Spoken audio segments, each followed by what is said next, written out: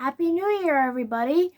I'm just going to come out and ask, did any of us expect Phantom the Opera to become such a huge, widespread deal in the media in 2025? Yeah, I don't think any of us saw that shit coming. I mean, if you've been in the Phantom fandom for a while, then you know that we could be considered relatively niche. So to just see back-to-back news and crossovers and events, etc., happening last year, almost like clockwork throughout the year, all the way to the end of the year, I was like, where is all this coming from? It's like the 2004 movie turned 20 years old, and then people also became aware of the Lon Chaney movie turning 100, and suddenly everybody just wanted to get in on Phantom. Like, don't know where all this came from, but okay. And as a result, there was so much to talk about that I decided to make a list keeping track. So, hang on a minute, we're going to get into that in a sec. Okay. So, without further ado, let's start with the news that started it all, and technically back in 2024 even. So, aside from some POTO comparisons made with Star Wars The Acolyte and an apparent reference in So Help Me Todd, not much Phantom-related news was happening until September 2024, when lo and behold, Disney, of all corporations, decided to get the ball rolling by announcing an apparent young adult Descendants-type version directed by Kenny Ortega for Disney+. And naturally, the alarm bells began immediately going off in our minds once fandom icon Little Lottie Wanders, shout out, in particular, posts a video about the news. Because while there were talks about what a Disney Phantom might look like way back when, that was before they became the greedy corporate conglomerate they've turned into in recent years. And if it were to happen, we would want it closer to something like The Hunchback of Notre Dame, not Descendants. And of course, this isn't to knock on Descendants at all, because, I liked it too for what it was way back when. I still have a couple of merch items from it. But that is not the vibe we think of when we think of Phantom the Opera. As far as musical stories outside of the Weber musical go, we would have been much more inclined to picture something like, say, The Nightmare Before Christmas or Corpse Bride. Something jaunty and fun, but no less dramatic and gothic and emotionally investing, which, with the description that Disney gave, feels pretty far removed for what they have in mind for it. And speaking of Nightmare and Corpse Bride, fans commenting on Lottie's video were quick to voice their concerns, myself included, and suggested names they would much rather see attached to the good name of Phantom, including Tim Burton, Guillermo del Toro, and Robert Eggers. Put a pin in all three of those names. And I have no idea how, but it's like all three of those directors somehow heard our prayers. Oh, good lord. As it stands, there have been no new major updates on this project since then, aside from a rumor at the beginning of the year for consideration for Rachel Zegler, potentially. But I've looked it up before making this video to see if anything else came up, and no, so maybe they've put that on the back burner for the meantime, with everything else that's happened, going, yeah, Disney, you're not special anymore, so we'll see. Nosferatu 2024. Robert Eggers' Nosferatu remake was one of my most anticipated releases of 2024, especially since I was one of those people who've been looking forward to it since his original announcement for the project back in 2017. And already from the trailer, I knew I would be into it. So imagine my surprise when I was reading character descriptions on Wikipedia and learned that Ellen Hutter, played by Lily Rose Depp, develops the initial connection with Count Orlok, played by Bill Skarsgård, through her youthful longings for a companion, specifically, quote, a guardian angel, a spirit of comfort, anything. A light bulb immediately went off at the specific language being used there, and when I watched the film on New Year's Eve that year, I most certainly got the Phantom vibe. Not just in her guardian angel plea, but in how his disembodied voice would speak to her, and of course, the omnipresent theme of Ellen's bond with Orlok as a representation of repressed female sexuality and the sensuality that comes from engaging with darkness and the unknown, especially in regard to his line about being, quote, an appetite, nothing more. If you want more on the subject, I would definitely recommend watching Nosferatu and the Gothic Appetite by Princess Weeks. Now, does that necessarily mean that I ship Ellen and Orlok as I do Christine and Eric? Not really, as Orlok is far more wicked and less redeemable than Eric. But did I find their relationship, particularly in the parts of it only alluded/touched upon, interesting enough that it compelled me to start writing a fanfiction for them? Yes. Which is where I felt comfortable on AO3 to openly share the phantom similarities I saw in them, and was excited to see some commenters openly agree and say that they saw it too. But that's not all. Then in the coming weeks, not only did some TikToks start being made, but a post on Twitter was made showing several visual parallels between Nosferatu 2024 and Phantom of the Opera 2004, and it went viral. Currently, as we speak of this video, currently it sits at over 12,000 likes. I was excited to see this, of course, but did I think for even one moment that this would be setting the stage for a full year of on and off Phantom news? Not at all. Lady Gaga and her Mayhem. I'd seen the advertisements for Lady Gaga's new single, Abracadabra, released on February 3rd, 2025, come up once or twice, but it wasn't until I saw it set to a Phantom 04 edit that I was made to hear her Phantom of the Dance Floor bridge. Naturally, I was shocked and thrilled, with fingers quickly crossed for my favorite Phantom mashup maker, Adam Music, to eventually do something with it, which he did for his Halloween special. Because what do you mean Phantom is being referenced in mainstream pop media? You know, aside from Train's 50 Ways to Say Goodbye being noted as potentially lifting some of its tune from the title song. You know, that one that goes, it's wait, how does it go again? It goes, you said it's meant to be, but it's not you, it's me. You're living now for my own good. I have that in my playlist where someone made a comparison to that. I was like, oh, I wonder if that low-key familiar. In fact, Abracadabra and its Phantom influence is actually what compelled me to buy the full-length Mayhem album, fall in love with it, and then subsequently check out more of Gaga's music outside of just her singles. So, thanks, Gaga. And I'm pleased to say it didn't stop there, as shots and clips from her Mayhem Ball tour were shared on Twitter and TikTok, with Gaga singing Shallow as she's rowed in on a skull-tipped gondolier by a red-masked figure, presumably a representation of the lady in red that she speaks of in Abracadabra. Theater kids when they're given a budget, am I right? But still, I definitely recommend looking it up to watch it yourself because it's super sick, if you haven't already. The French version announcement. On April 1st, which doubles as both April Fool's Day and Lon Chaney Sr.'s birthday, Little Lottie Wanders released another update video revealing the news of a contemporary French-language YA version of Phantom of the Opera that she found online. No, it was not an April Fool's joke. It was real. Now, that would be all fine and dandy, say, for the contemporary setting, as it's set to be filmed inside the Rio Palais Garnier with members of its actual ballet corps to be involved, and it had already found its three main stars by that point in Diva Cassel, Julien de Saint-Jean, and Roman Duras. I hope I didn't fuck up those names, but if I did, sorry.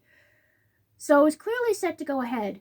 However, the report apparently chose to include the words Twilight-inspired in the title, regarding its apparent fantasy elements, which definitely sent more alarm bells ringing through fans' heads. Because why, of all things, would you choose that to be your selling point? Even if several of us, myself included, admit to liking Twilight back in the day. I mean, if you look back here, I still have the Twilight New Moon board game over here that we got for Christmas in 2009, and I also have back here my collection of the Twilight journals.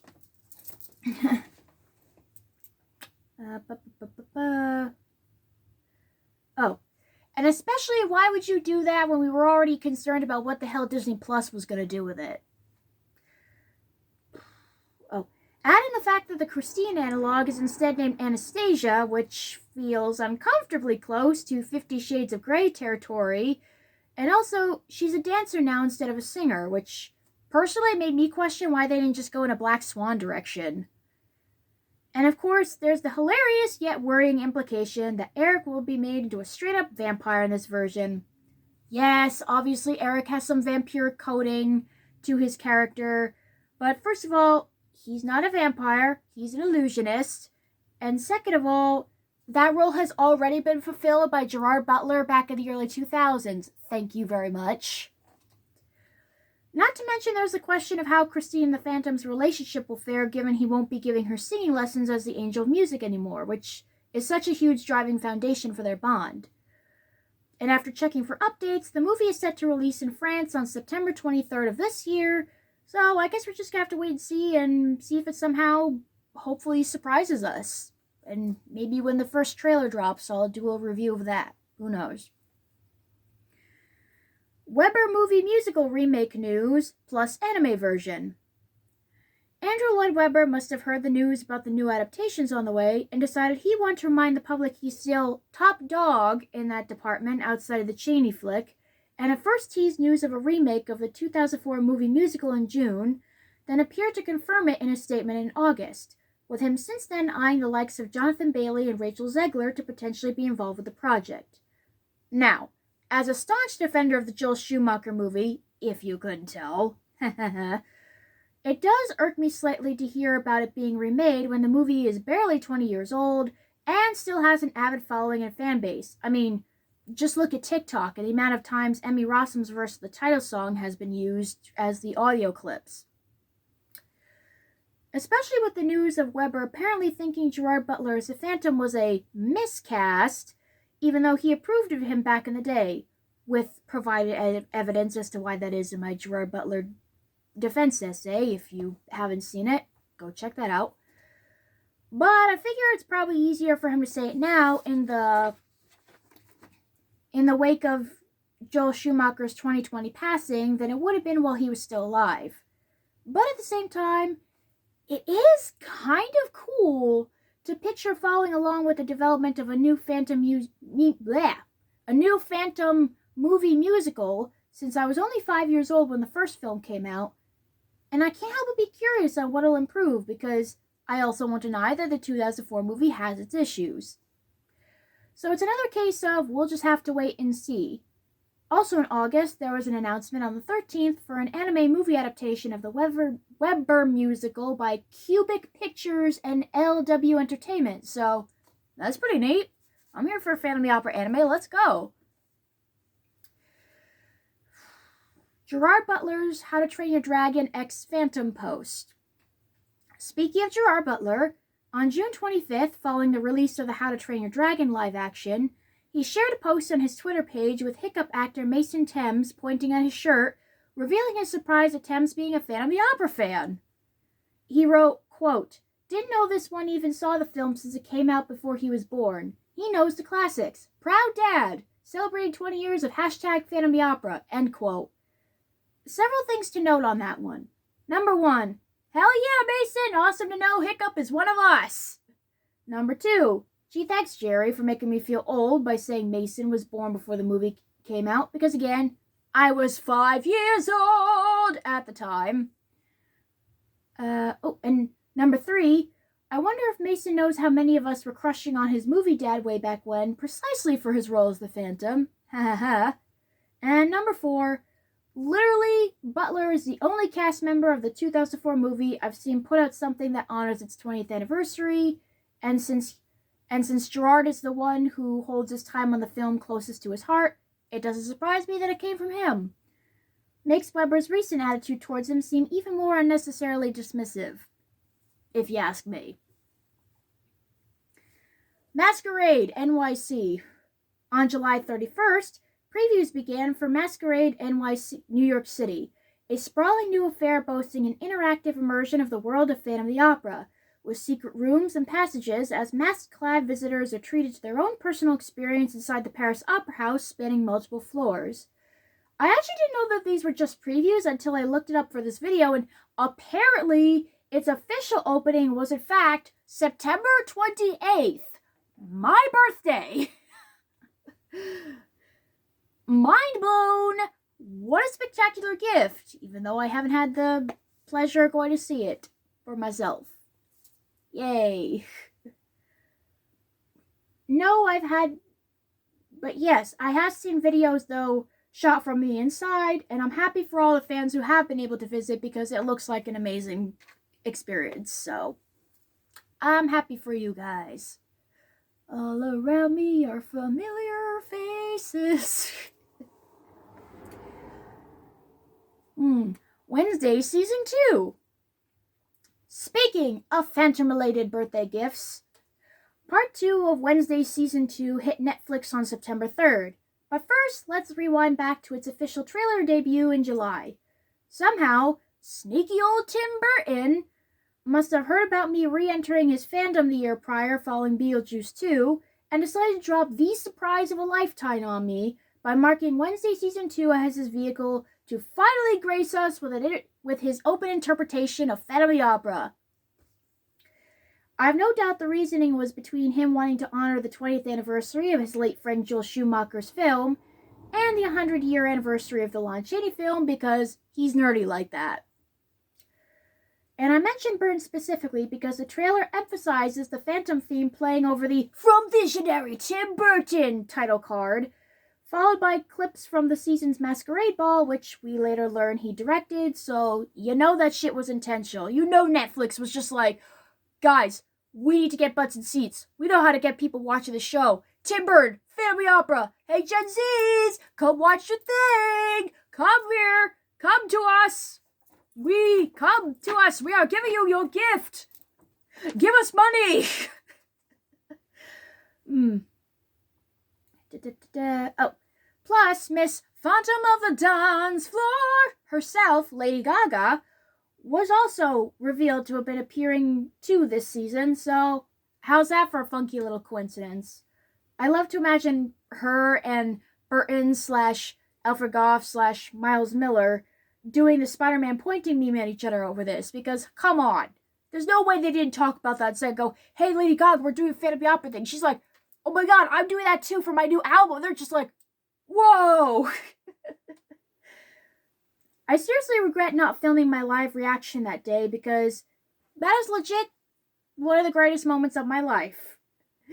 Then came the beaming pride I felt seeing Wednesday fans speculate about it on Reddit, finding ones who were compelled to check out Phantom for the first time and sharing the newfound love for the show / story, and of course, once the season had been released in full, the TikToks. After all, many of us older fans can attribute our adoration of Phantom of the Opera with an initial love of Tim Burton. So to be able to witness him now deliberately guide younger fans to it was a really beautiful thing to see. I felt like a proud older sister. I want to keep this brief since I've already done a whole deep dive video on the subject, so do go check it out if you're curious. But I do want to say that while this isn't how many of us imagine Burton doing Phantom, even if, in hindsight, the fact that it is itself a crossover does kind of make sense, what he did do with it that I always thought would be a guarantee from him is he kept the spirit of the LaRue novel's ending. To summarize, in the season finale, also directed by Burton, Tyler Galpin, played by Hunter Dewin and arguably the season's true Phantom, reaches a point of giving up on life when he sees himself incapable of ever being actually loved as a Hyde, only ever to be seen as a monster or a weapon. He begs an encroaching Wednesday, played by Jenna Ortega, to kill him, and having grappled with the emotional fallout of his betrayal all season long, shocks him by at first hesitating, then setting him free, claiming flatly, "I missed." And it is this, quote, act of mercy, as Wednesday claims, but is instead more of a show of compassion for a boy she knows has suffered and still cares for deep down, that pushes him to move forward, keep living, and begin the first step of his redemption arc. Honest to God, the first time I saw this clip on Twitter and heard Tyler in his broken voice say, "Kill me," I legit cried. And to see someone even like Wednesday Addams, unable to avoid feeling for the broken boy behind the town's shunned monster, makes her freeing him that much more significant. Especially when you take into account her notable agitation while reading how Laurel Gates first tortured him into submission, and the fact that both hers and Tyler's happiest moments in the series thus far are shared within their first kiss from season 1. That to me feels quite in line with what LaRue was ultimately trying to get across in his insistence on pitying the Phantom at the end of the book. So, thank you for your service, Tim Burton. And funny enough, I found out there's actually a conversation on the r/box5 subreddit in January of 2025 where someone suggested Tim Burton directing, quote, a stunning production of the Phantom of the Opera. And then the general responding consensus was he would have done it better with it back in the 90s. So I'm hoping all the participants of that conversation were left stunned by the trailer reveal. And then, found out about all the Phantom goodness in the season. They were like, whoa, we were psychic. Good job. And come on now. Think about it.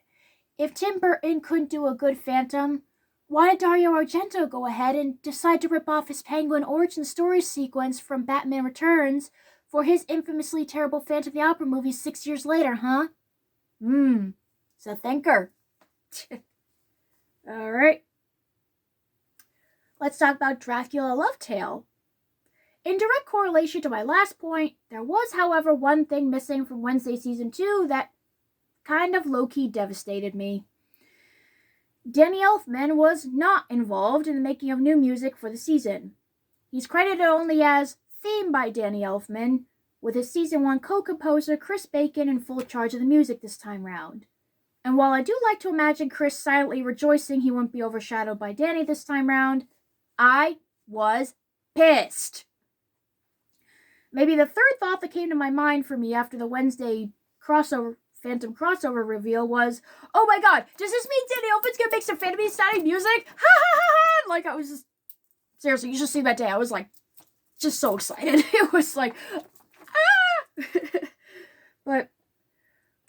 And in my predictions for the season, I thought for certain that would be one of its guarantees. So when it wasn't, the best way to summarize my feeling was Kylo Ren yelling, traitor! No offense. Especially in the wake of 2025 marking 40 years of his and Tim Burton's collaborative partnership, which also made me cry when I first found out. Don't judge me.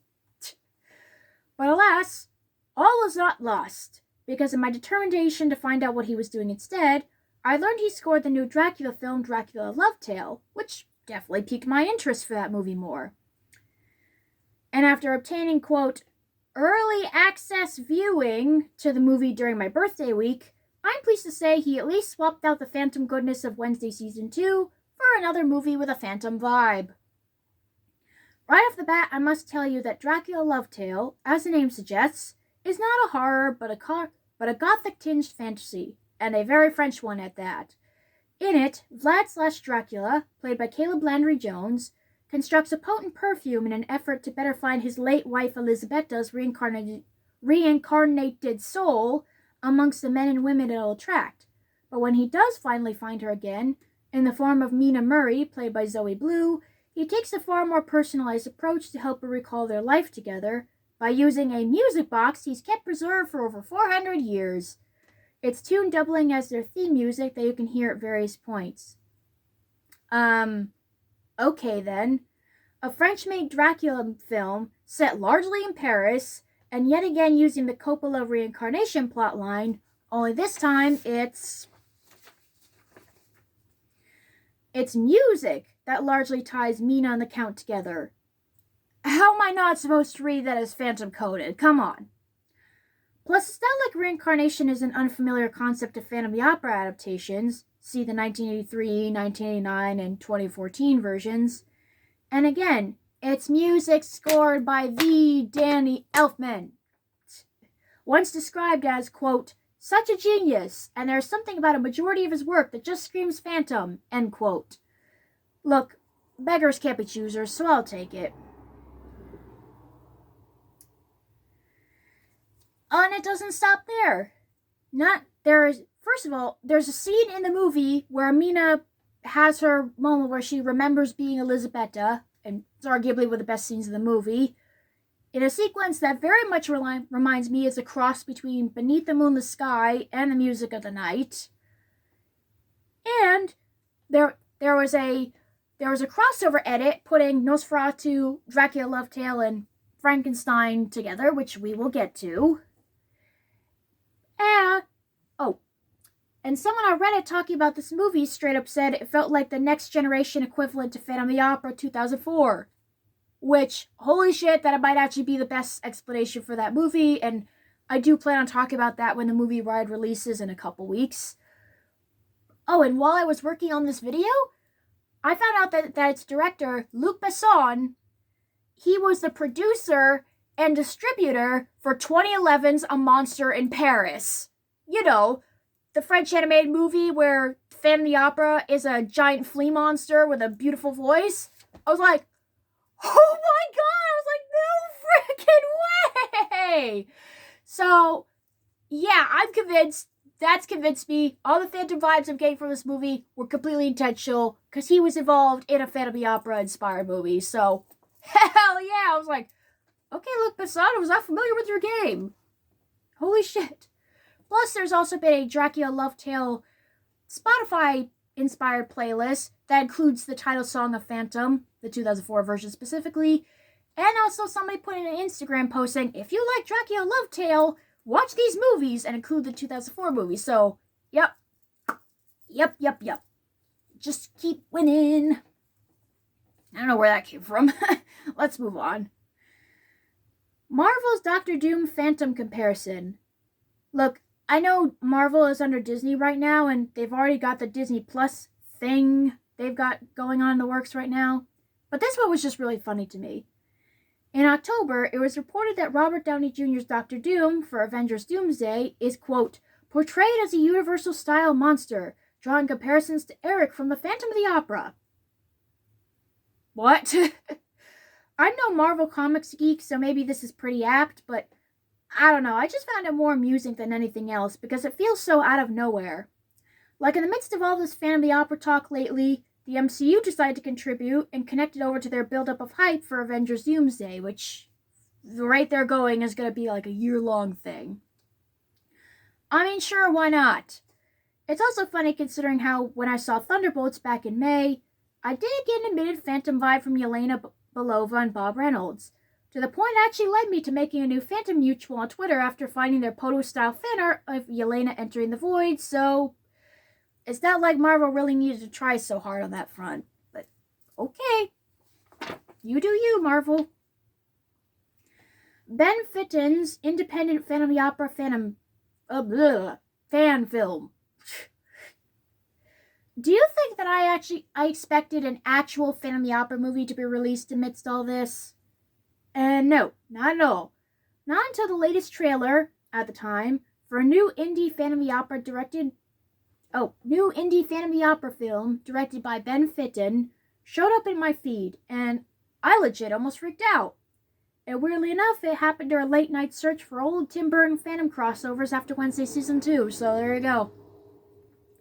We hadn't had an indie Phantom take since the 2014 version directed by Anthony D.P. Mann, so I was thrilled, especially once I read that it'd be released to YouTube for free on Halloween. I was also pleased to learn it had clearly been made by someone who cared deeply for the source material, promising it to be, quote, a love letter to every Phantom that came before, made by a Phantom fan for fans of the novel, the dozens of film adaptations, and even the musical, end quote. If you haven't yet seen the film, let me start by saying right off the bat that it's a low-budget effort and you should accept it as such. I had to tamper down my inner critic during my first viewing and remind myself that I was expecting too much of a Hollywood effort at various points. But that aside, damn it if it isn't a fine piece of work. It truly takes an emotionally sympathetic approach to both Eric's living underground as well as his relationship with Christine, to the point that in her detailing of her stay in his home to Raoul, we can actively see she connected with Eric and enjoyed being with him, even considering the notion that perhaps he's been sent to her by her father regardless, which is actually a shower thought I've seen considered before. Hell, when I heard Christine ask in the trailer, "Can angels be lonely?" and Eric's disembodied voice replies after a beat, "You have no idea." Oof, that hit me right in the feels. That's what I knew. I was like, oh yeah, this was made by a Phantom fan. A Phantom fan would come up with a line like that. Oh, I don't want to post too many spoilers because fans definitely need to see it for themselves, but there's a lot of fun Easter eggs, and is clearly a passion project intended to do proper justice to LaRue's original message. Oh, and speaking of Tim Burton earlier, I actually ended up finding Ben Fitton's original YouTube channel under the name Rambling Director while searching some Charlie and the Chocolate Factory reviews and selected his. And initially, I was just quite ecstatic when I found out that he was another Phantom of the Opera fan by complete chance, because he has a review playlist where he's like going through different adaptations of Phantom. So I thought it was just a coincidence, going, oh my god, I found another Phantom of the Opera fan by accident. This is awesome. Then I heard him talking about the fact that he had a movie being made, because these were older videos, and I was like, oh my god, another one? I thought it was a completely separate guy making another Phantom movie. But then I saw his Patreon, and it's like, oh my god, this is Ben Fitton. I found Ben Fitton's YouTube channel by accident. And I went to go back and check the movie and saw his cameo and said, oh my god, that's totally him. I promise you, this is not a joke. This was all completely by accident. But again, Tim Burton just proving his inevitable association with Phantom, even when he's not doing it intentionally. Amazing. Alright. Frankenstein 2025 and Guillermo del Toro's announcement. I was one of the select few who got the chance to catch Guillermo del Toro's new Frankenstein in theaters before it arrived on Netflix. On Halloween night, in fact. And in my costume for the year that I dubbed, quote, modern gothic female phantom with a Burtonian edge. I actually filmed a YouTube short of myself in my costume, so if you want to see that, it's the one I dubbed, hope everyone enjoyed their Halloween this year, and I'm just like in my room, just posing with my cloak and everything. That's the one. I even had someone in my row notice me before the movie started and tell me how much they loved the musical. Did I think that would entail anything? Certainly not. I just wanted to tribute the amount of Phantom content that had come out thus far. But just like with Nosferatu, TikTok got their hands on Frankenstein as well, and I soon saw videos shared on Twitter of Jacob Elordi's Adam/the Creature and Mia Goth's Elizabeth Harlander set to Phantom of the Opera, as well as this one viral post that specifically said the scene of Elizabeth in her wedding dress embracing Adam could have been pulled straight from Phantom. Thanks to everything that had already happened in the last many months, seeing these served more as a pleasant surprise rather than a genuine one. Just another inclusion to the apparent Phantom of the Opera wave that had taken over the world in 2025, and now it was easy and acceptable for people to both widely and publicly combine different stories of Phantom, when in the past, it required having the initial crossover / parallels idea in the first place, and then just hoping against hope that at least one other person thought the same as you. Speaking from direct experience here. But what made it even more incredible is that this time round, Guillermo del Toro himself took notice of one of these TikToks and retweeted it to his official page. Then shortly thereafter, there was news released from some film accounts that del Toro had expressed interest in doing Phantom of the Opera one day. Holy shit! Remember when I named del Toro and Tim Burton as directors fandom... Oh my goodness. I can talk. Remember when I named del Toro and Tim Burton as directors fans wanted to make a better POTO movie than Disney+? Well, hot damn.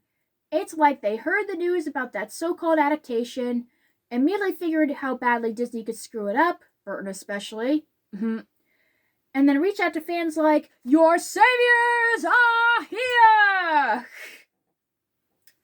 Anyway, I'm glad we at least have del Toro's version to eventually look forward to down the line, even if the Disney Plus version does end up sucking. But on that note, del Toro, you worked with Danny Elfman for Hellboy 2. Please do what Burton was unable to not do for whatever reason, and make Elfman score a Phantom of the Opera movie. Dracula, A Love Tale just proves he can frickin' do it. Shit. Alright, got that off my chest. Because I'm not saying that still can't somehow happen. If not for Burton, then maybe for del Toro. Who knows? Sorry. My stomach just growled. I don't know if you heard that.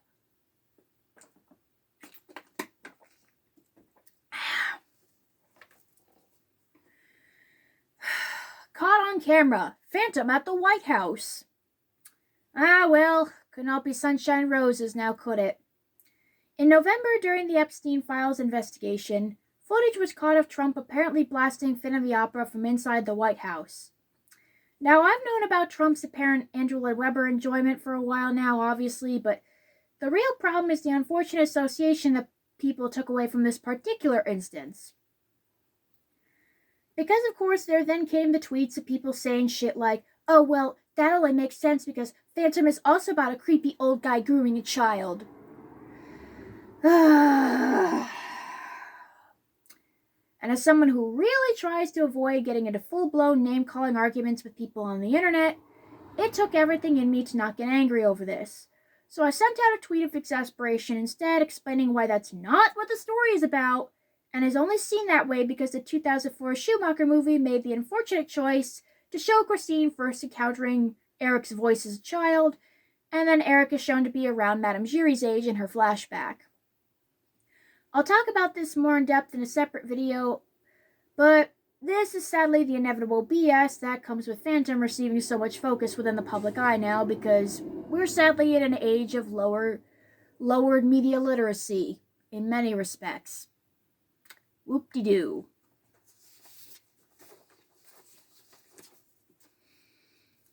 The new U.S. tour begins. The one Phantom-related... oh my god. I can English. The one Phantom-related happening that I actually knew about ahead of time and thought would be the only thing that happened in 2025. No, so yes, we have a new U.S. tour of Phantom of the Opera going on right now. And no, if you're wondering, it unfortunately is not coming anywhere near me. Again, all around me are familiar faces. And it sucks, but you know what? Everything else I've gotten last year makes up for it, so I can live with that. I'm just hoping that it doesn't look like the restaged US tour that I did see back in 2013 and have since seen a breakdown video of everything that's wrong with it. But still, long live Phantom! Wake Up Dead Man and Stranger Things 5 too, apparently? Good old Rian Johnson. Director of The Last Jedi and well-known Phantom of the Opera lover. The man who happily declared his love for the show on Twitter back in 2018, and I've held on to that ever since, to the point I've even hoped to see him make a Phantom of the Opera movie one day. Wake Up Dead Man is the third installment in the Knives Out series, further establishes that Benoit Blanc, played by Daniel Craig, is a musical theater geek, including a reference to Cats playing in his car, and a reference to Phantom of the Opera. The latter of which occurs when Blanc plays the overture on the church organ to stop Josh O'Connor's Judd from confessing to the Monsignor's murder. Once again, I did not find out about this until clips surfaced online following the movie's premiere on Netflix, and I just sat there and smiled, pleased to see Rian Johnson also offering up his contribution to the apparent year of Phantom, and just before the year was out, too. And speaking of December, the last half of Stranger Things 5 released that same month, and I thought I should also be sure to mention that there were multiple posts made about Will Byers being a, quote, gothic heroine, a couple of which included TikTok edits of him set to, what else?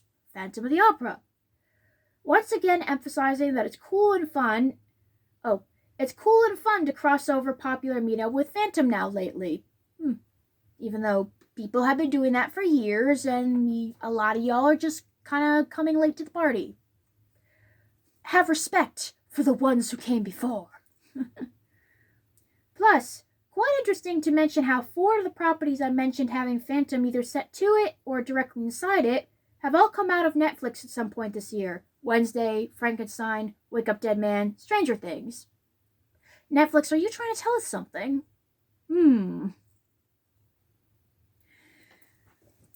And I feel I should also mention, like in its own separate section, amongst everything else, we also had a huge influx of Phantom of the Opera views on YouTube, which again, used to be really hard to find aside from the major Phantom of the Opera people. who are critics and part of the film critic community, like Nostalgia Critic, Lindsay Ellis, Maven of the Eventide, Phantom Reviewer, etc., etc. We had Summer Gale's 100 Years of Phantom series, Ben Fitton's review series of Phantom of the Opera adaptations, Shay Smith movie ranking, Jill Barrett 2004 movie sword fight critique, Hannah Bale's vocal coach reaction to Phantom of the Opera, Average Ambitions book versus musical versus movie Phantom comparison, the Rageaholic movie ranking, your captain speaking claim that no adaptation truly gets the book right, the 2004 costumes review, Aaron Ward saying Lindsay Ellis was wrong about the 04 movie, Little Lottie's Wander's tier ranking, Regal's 1990 version analysis, and of course, my defense essay of Gerard Butler.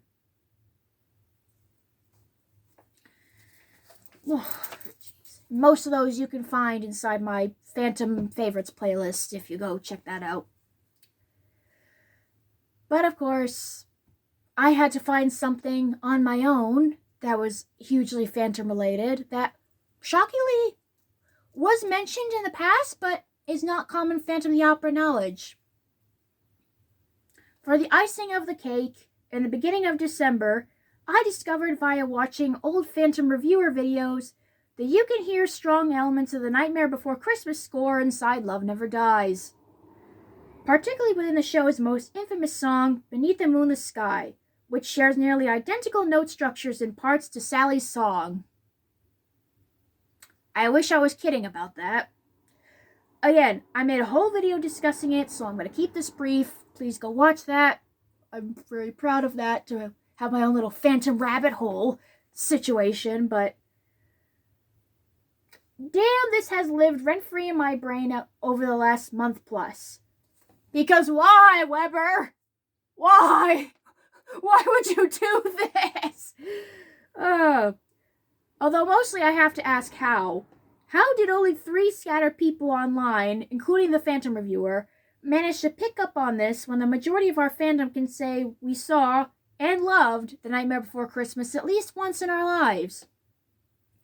That's the most unbelievable part about it for me. Plus, it took a song I've already had a complicated relationship with and made it even more so by being both worse and better somehow. Because now when I listen to Beneath the Moonless Sky, I'm going back and forth between, wow, somehow it's even more beautiful now that I know it sounds like Sally's song. But also I can't unhear the similarities, so whoop-de-doo. Jesus. I don't know, man. It's weird. But it certainly kind of makes me just eyeball Weber and go, yeah, okay, dude.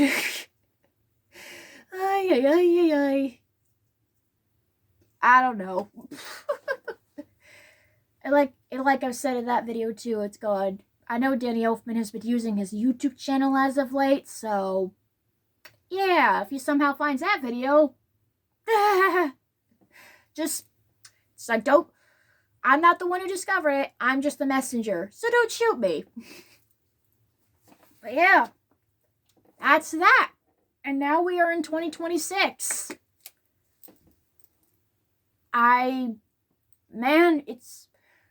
It's still amazing to believe that all that Phantom of the Opera related goodness, good and not so good, happened last year.